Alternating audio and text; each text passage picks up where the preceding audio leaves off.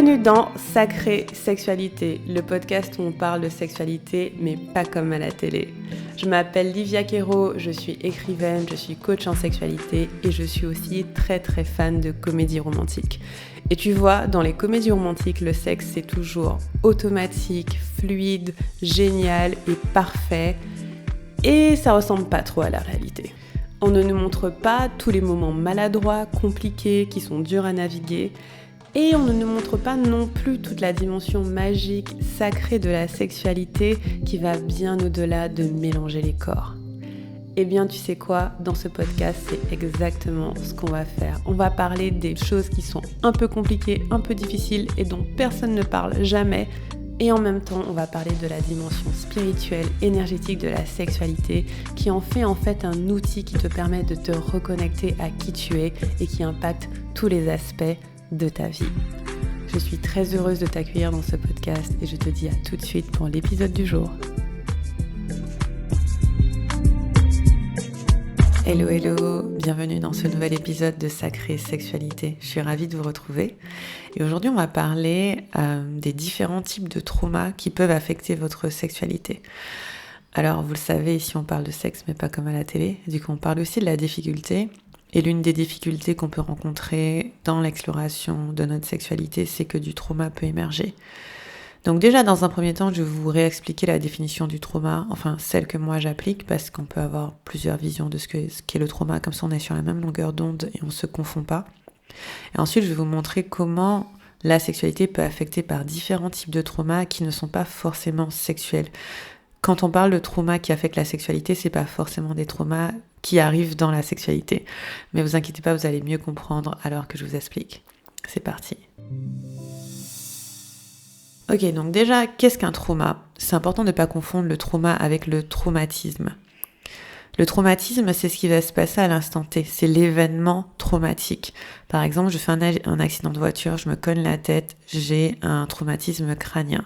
C'est ce qui va se passer qui va me créer une situation de douleur, de souffrance, de difficulté. Ça, c'est le traumatisme. Le trauma, c'est ce qui reste après. On peut le considérer comme l'empreinte qui reste dans votre corps après. Donc, par exemple, vous pouvez avoir un traumatisme crânien et s'il est soigné, vous n'avez pas de trauma. Pas de souci. Mais vous pouvez aussi avoir un traumatisme crânien et en fait finir en ayant très peur de conduire une voiture ou avoir mal à la tête pendant des années suivantes si c'est pas forcément bien soigné ou si ça n'a pas été. Donc le trauma, c'est ce qui reste. Le trauma, c'est l'empreinte. Enfin, c'est une forme d'empreinte qui va rester dans le corps après un événement traumatique. Donc ça veut dire qu'un événement peut être plus ou moins fort, plus ou moins intense. Ça ne détermine pas le trauma qui va être créé derrière. Quelque chose de très intense peut ne pas laisser de trauma derrière selon la prise en charge. Si vous avez été prise en charge très rapidement, que vous avez pu vous apaiser, compléter votre cycle du stress, etc., ça peut ne pas laisser de trauma.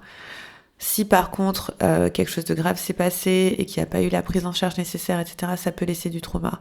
Enfin, il y a plein de raisons qui font que le trauma reste dans le corps et c'est des raisons qui sont un peu mystérieuses. Ça peut être l'environnement, ça peut être notre ADN, ça peut être aussi notre lignée, enfin il y a plein de raisons. Et donc, quand on parle de trauma, on parle de la conséquence sur le corps. Comment je vis les choses à l'instant T ?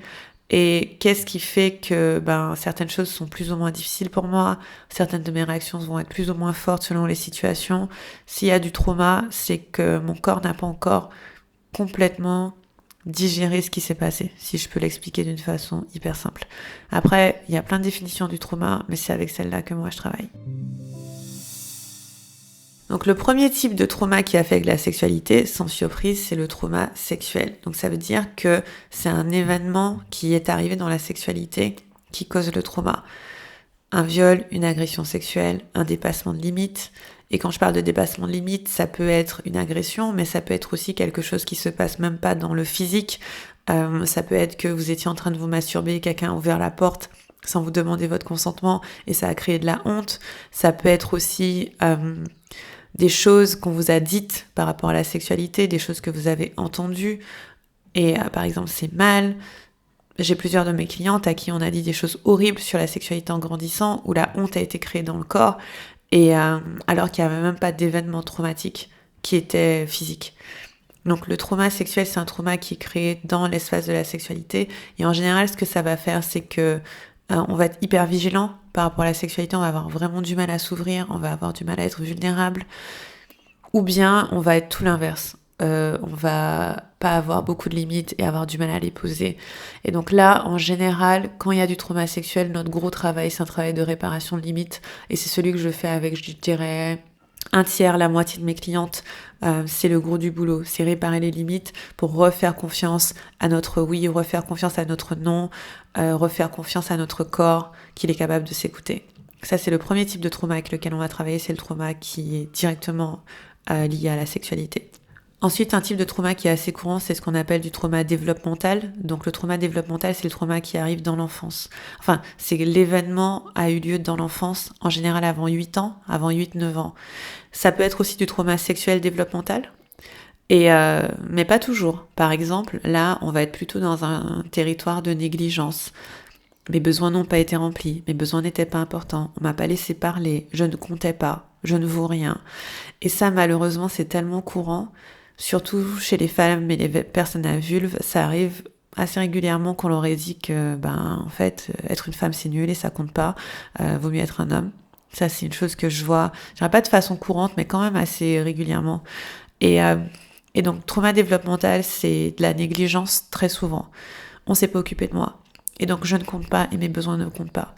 Et ce que ça va créer, ça va être des personnes qui ont du mal à affirmer leurs besoins, qui ont du mal à même reconnaître qu'elles en ont, qui vont se dire, moi, c'est pas grave, moi, j'ai besoin de rien, ou bien, moi, je peux compter sur personne. Moi, je remplis tous mes besoins moi-même, parce qu'en fait, je peux compter sur personne. Et c'est vrai, dans un sens, ces personnes-là, on leur a tellement appris ça dans leur environnement d'enfance que, leur corps se dit qu'il n'y a pas d'autre solution. Et donc, du coup, faire confiance à quelqu'un, être vulnérable et se dire quelqu'un d'autre va remplir mes besoins, ça semble un petit peu dingue, ça semble un petit peu fou. Et donc ça va affecter la sexualité. Dans le sens où on va très souvent pouvoir avoir une sexualité, mais pas avoir celle qu'on veut. On va avoir du mal à demander ce qu'on veut, on va avoir du mal à poser nos limites, on va avoir du mal à exprimer un besoin, mais même de lenteur ou de caresse, parce qu'on va se dire moi, c'est pas grave, je veux pas déranger, qui je suis pour demander que mes besoins soient remplis, en fait. Et donc là, on va limite travailler avec l'enfant intérieur. Enfin, pas limite. En fait, on travaille beaucoup avec l'enfant intérieur. Lui dire que tu as le droit de demander ce dont tu as besoin, tu as le droit de recevoir ce dont tu as besoin. C'est même pas négociable, en fait. Il y a aucune raison qui fait que tu ne puisses pas recevoir ce dont tu as besoin. Et ça ne fait pas de toi quelqu'un qui en demande trop, ça ne fait pas de toi quelqu'un qui est agaçant ou qui est collant. Tu as le droit de recevoir ce que tu veux recevoir, simple. Parce que le sexe, c'est du plaisir avant tout. Et si ça te fait pas plaisir, c'est que c'est pas ce que tu veux, tout simplement. Et donc du coup, le trauma développemental va beaucoup affecter notre sexualité. Troisième type de trauma qui affecte la sexualité, c'est le trauma collectif. Très sincèrement, c'est dur d'y échapper. C'est tout ce qui est sexisme, racisme, colonialisme, homophobie, capitalisme. C'est-à-dire que c'est toutes ces choses qui font que, quelque part en nous, il y a cette information que notre corps n'a pas autant de valeur que quelqu'un d'autre. Par exemple, le sexisme va nous dire « si je n'ai pas de pénis, je n'ai pas autant de valeur ». Et c'est très ancré. C'est vraiment très ancré. Plus je travaille en sexualité, plus je réalise à quel point c'est dans les mailles de la société, mais genre c'est dans nos cellules quelque part où des fois on est capable d'y croire qu'on fait pas attention, quoi. Heureusement, ça se soigne, ça se libère. Et je pense qu'on est dans un mouvement collectif de libération par rapport à ça, donc c'est chouette.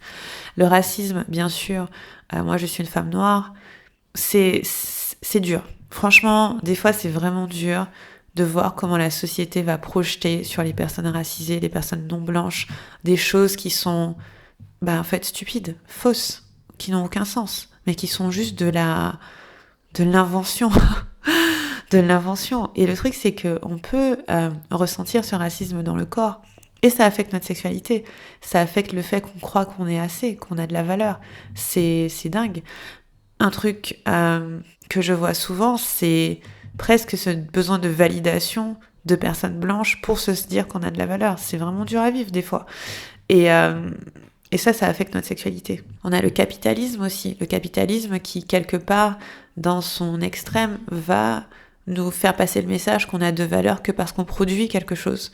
Et donc parce que notre corps doit produire. Le nombre de mes clientes qui en fait ont un burn-out, et ça affecte leur sexualité parce qu'elles sont fatiguées. Elles ont un burn-out, leur corps ne leur appartient pas parce que il y a le il faut, je dois. Et dans ça, c'est très difficile de se dire qu'on a droit au plaisir. Très dur de se dire j'ai le droit au plaisir dans un monde capitaliste qui me demande de produire, parce que sinon en fait je cours le risque de pas avoir assez d'argent pour survivre, je cours le risque de pas pouvoir m'occuper de moi, de ma famille, mon loyer augmente, enfin c'est des trucs vraiment réels, et ça affecte aussi la sexualité. Ensuite on a bien sûr tout ce qui est homophobie, le fait de pas juste pouvoir aimer qui on a envie d'aimer, transphobie, le fait de pas juste avoir l'identité qu'on a envie d'avoir. Franchement c'est relou, enfin c'est agaçant, moi ça m'agace à chaque fois, je me dis pourquoi on laisse pas les gens vivre tout simplement. Tous ces systèmes d'oppression créent du trauma collectif qui va affecter le corps et qui va affecter notre sexualité. Et le dernier type de trauma que je vois aussi beaucoup, c'est tout ce qui est trauma ancestral. Alors un trauma ancestral, ça va être un trauma qui est créé pas par notre expérience de vie à nous, mais par celle de notre lignée, de nos parents, grands-parents, arrière-grands-parents, etc. Et donc ça arrive franchement, je dirais assez régulièrement, que mes clientes n'aient rien vécu de vraiment traumatique personnellement, à part, trauma collectif et des éventuels dépassements de limites, mais des choses qui créent un impact tellement fort qu'en fait on réalise que ça ne vient pas d'elles, ça ne vient pas de cette vie. Et ça peut venir de quelque chose qui est arrivé à la mère, à la grand-mère, etc. Ou même au père, au grand-père, etc. Ça peut être des choses qui se répètent dans une lignée, on voit que ça se répète. Ça arrive à la mère, et ça arrive à la grand-mère, et ça arrive à l'arrière-grand-mère. Et de façon très basique, parfois ça se transmet par l'éducation. C'est-à-dire que, comme nos ancêtres, entre guillemets, nos parents, nos ancêtres ont vécu des choses, dans leur éducation, ça va se sentir, ça va impacter, même subtilement, ce qu'on nous a transmis. Même si c'est pas dit de façon très très claire, ça va impacter ce qu'on nous a transmis, dans leur attitude, dans leur énergie. Donc ça peut être ça. Et ça peut être un peu plus spirituel que ça. Ça peut être comme une espèce de mise en garde qui a été codée dans l'ADN. C'est un peu comme ça que je le vois. Alors, ce que je dis, c'est pas du tout scientifique, ok? Mais parfois, c'est ce que j'ai l'impression, c'est comme si il y a des dizaines, centaines d'années, quelque chose de très grave s'était passé et que c'est codé dans le corps de ton ancêtre qu'il faut se protéger de ça. Et ce code de protection est passé de génération en génération. Et ce qui se passe, c'est qu'à aujourd'hui, ce code n'a plus de sens. Il a plus de sens parce que tu n'es plus dans cette réalité et que tu es en mesure de te protéger.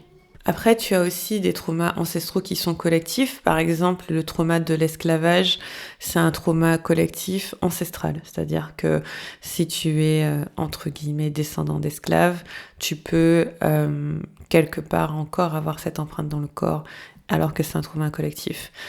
Ça, par exemple, c'est une chose que j'ai eu à naviguer personnellement et que certaines de mes clients ont eu à naviguer parce que ça peut créer un sentiment d'insécurité, l'incapacité à prendre du plaisir, encore une fois, se poser, se relaxer, certaines urgences dans le corps. Donc voilà. Ok, donc là, on a pas mal parlé de trauma et je sais que parfois, ça peut être un peu lourd d'en parler. Donc, je t'invite à faire une belle respiration.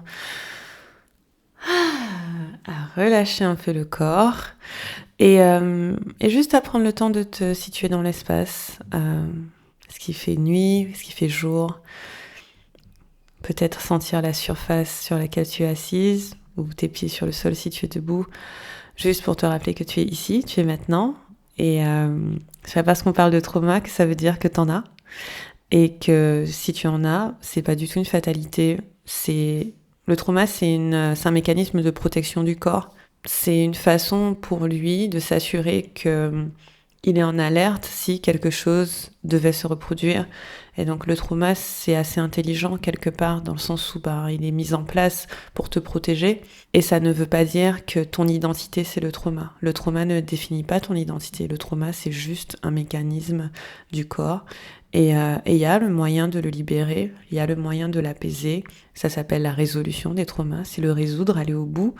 Et pour ça, il y a plusieurs méthodes. Et la mienne, c'est une méthode somatique. C'est le fait de coopérer avec le corps, de l'écouter, de s'approcher de l'intensité, de s'approcher de quelque part ce qui nous déclenche. Alors pas l'événement initial traumatique, ça on va quasiment jamais le visiter, sauf si ça remonte, mais on va pas le visiter parce qu'on veut pas que tu revives des choses difficiles et compliquées. Mais on va aller visiter l'intensité de ce qui fait que à l'instant présent tu as envie de soigner ton trauma. Peut-être que c'est que dans ta sexualité tu sens que tu as du mal à exprimer tes besoins, que tu as des limites trop rigides, que tu as envie de repousser les autres, que tu as du mal à être présent ou présente pendant le sexe. Enfin tu vois, il y a pas mal de raisons.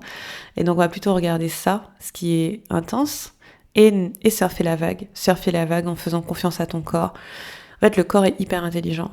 La fondation même d'une pratique somatique, c'est de partir du principe que le corps est brillant, le corps est intelligent, ton corps sait se soigner. Ton corps sait se soigner, et si tu as un corps, tu sais soigner ton trauma. Et comme tu es, normalement, si tu m'écoutes, humaine, peut-être que tu es alien. Est-ce que tu as un corps si t'es alien ? Bref, on va pas s'échapper aussi loin. Si tu es humain ou humaine, tu as un corps, ton trauma sait se soigner, ton corps sait soigner. Et donc du coup, c'est juste un processus dans lequel peut-être que tu as besoin d'être accompagné. Donc si tu as besoin d'être accompagné sur ça, moi la méthode que je propose, comme je disais, c'est une méthode somatique par le corps et c'est via mon programme Sacrée Sexualité. Et je suis en train de rajouter une formation à l'intérieur qui s'appelle Du trauma à la joie, qui sera une fondation, mais très très complète sur la résolution des traumas. Pour que tu saches qu'est-ce que le trauma, comment il fonctionne, comment le naviguer dans le corps, de façon à ce que tu sois autonome dans ta façon de naviguer ton trauma. Et s'il y en a. Parce que je trouve que il y a beaucoup d'outils qu'on nous a appris qu'on n'a pas. Et donc dans le programme, je vais aller profond dans ça et coupler ça à des pratiques plaisir qui te permettent d'augmenter ta capacité au plaisir, d'augmenter ta capacité à ressentir les sensations dans le corps, d'augmenter ta capacité orgasmique. Et si jamais le trauma émerge, tu auras tous les outils pour surfer la vague et naviguer en sécurité. Donc c'est vraiment ça l'idée, c'est que mon programme, c'est un programme de sexualité et mon intention, c'est qu'il soit le plus complet possible pour que, certes, oui, tu aies une sexualité plus épanouie, plus légère, plus fun, tout ce qui te fait plaisir, mais que si un trauma émerge, tu puisses surfer la vague en toute sécurité, sans risque de retraumatisation, sans risque que ça te braque et que tu aies à chaque fois le chemin, la possibilité, l'opportunité d'aller vers plus de plaisir et d'aller vers plus de douceur dans ta vie. Donc pour ça, rendez-vous sur liviaquero.com/programme. Tu peux regarder la page et si tu as envie, tu peux aussi prendre rendez-vous avec moi, liviaquero.com/rendez-vous et on peut en discuter. Je t'embrasse et je te dis à très bientôt pour un prochain épisode. Salut!